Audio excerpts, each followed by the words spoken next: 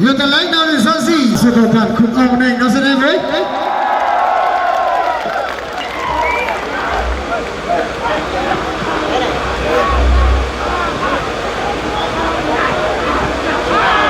Manglayan Teleno.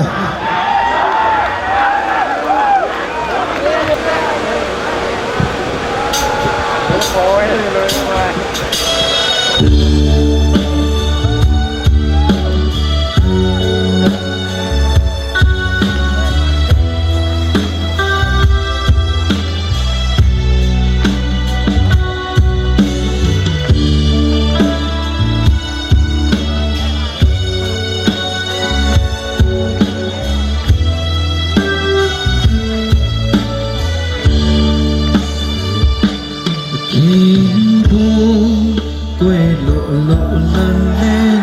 rơi sắc ở quê tình đi từ chị quê tận mưa giảm khao cả tan lần gió đau ô khô nào áo phê yếm xa nề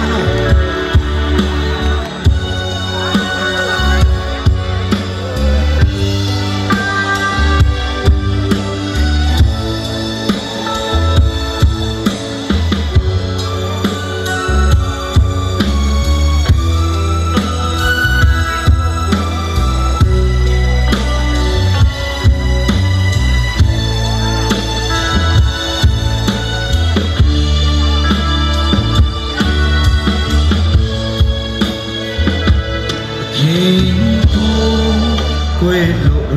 lần lên rơi sắc ở Huế ta đi từ chị quê tận mưa giảm khao cả tan tan gió đau ô khô nào áo phê yếm xa nề đưa mi mơ